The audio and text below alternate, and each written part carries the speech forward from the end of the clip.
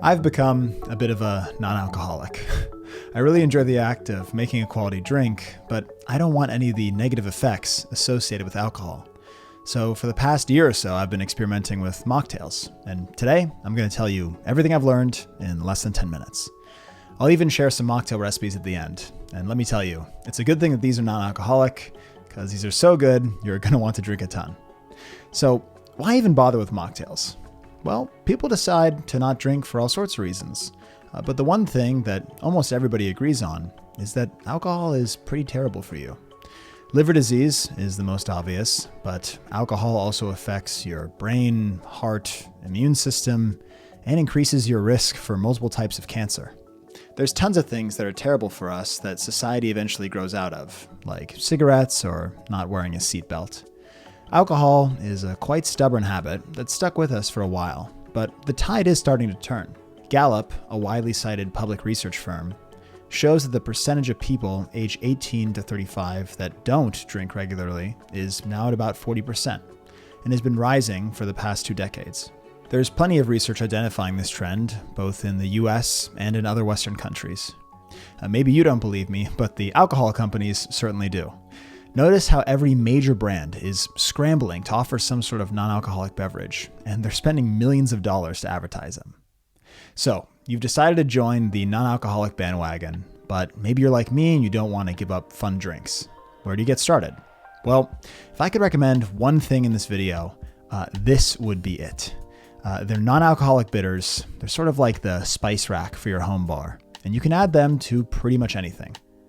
Want the simplest mocktail recipe ever? Well, pour yourself some sparkling water, add a few dashes of bitters, and you're done. You can add this stuff to existing drinks like kombucha or juice to enhance the flavor. I've even added it to my tea to spice it up a bit. Remember all the negative health effects of alcohol? Well, what if your drinks could actually be good for you? There's all sorts of beneficial stuff in these bitters, like chamomile, rose hips, and ashwagandha. So this company is called All the Bitters. It's run by a couple, Carly and Ian. They're awesome. They'll answer your questions. They even sent me a cute dinosaur when I ordered from them. I'll put a link down in the description if you want some. And by the way, nothing in this video is sponsored. I actually use and love all these products and bought them with my own money.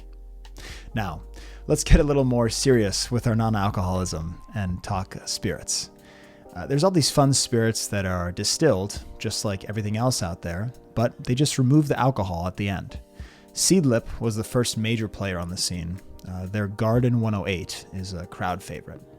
It's got this green, herbaceous taste, like you took a whole herb garden and bottled it.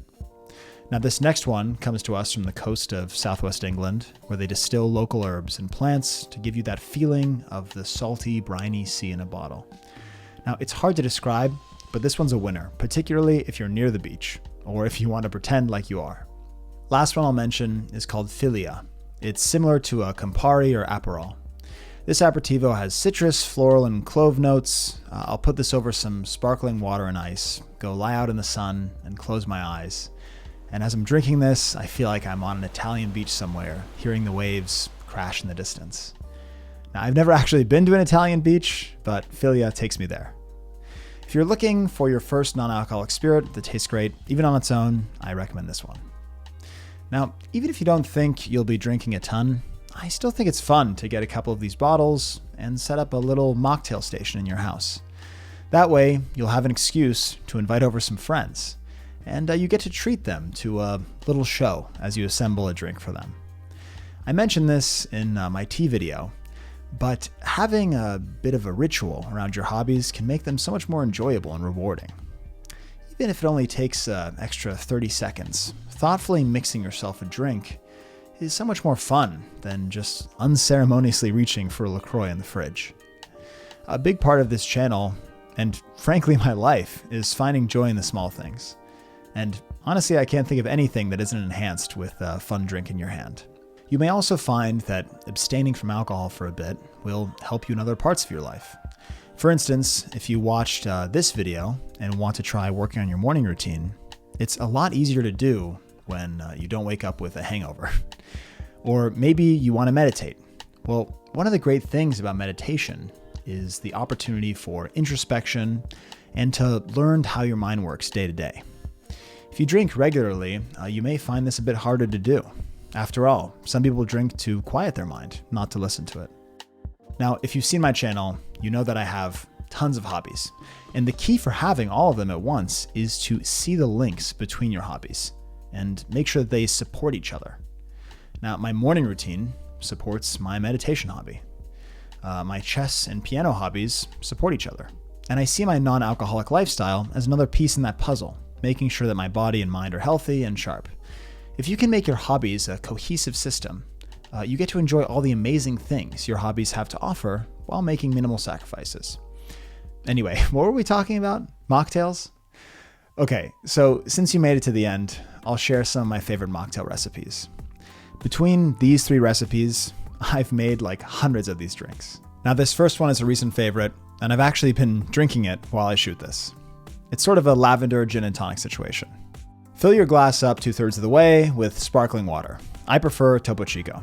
Now add an ounce or 2 of your sweetener of choice. I love this Italian grapefruit soda. It goes well with all my recipes, and you can get it at Trader Joe's. But really anything works here, like fruit juice, kombucha, or just simple syrup. Now add 1 shot of the Adrift spirit I told you about earlier, and then add a generous amount of lavender bitters. Optional garnish with a sprig of rosemary, and voila, I call it the lavender breeze. Next up, let's use Filia since I love this stuff so much. You can use a smaller glass for this since we're only going halfway up the glass with sparkling water. By the way, I use Topo Chico for all my mocktails because it's super carbonated. If you use anything else like San Pellegrino, by the time you dilute and serve your drink, it'll be basically flat. Anyway, next, 2 shots of Filia and a shot of Seedlip as well. Lastly, add your bitters. I love the New Orleans style cherry bitters for this one. And there you go, the Rosa Libera. Lastly, let's go a bit tropical and pull out this dark and spicy, which is meant to be a rum substitute. Add 2 shots of this and juice of half a lime into a glass, or an ice-filled shaker if you want to make a show about it. Shake to mix and then strain into a glass where you'll add some pineapple kombucha. The pineapple and rum flavor combination is a real winner, and you can optionally garnish with some bitters if you like. I call this one the Rumless Rhapsody. Now, if you're brand new here, each week I break down one of my hobbies and I tell you how to get the most out of it with minimal effort and time. If that's something that interests you, you could consider subscribing, no pressure. If there's someone in your life who you think may enjoy this video, you could send it to them as well. Now, if you like this video, you may enjoy this one as well. Thanks so much for watching, and I'll see you next time.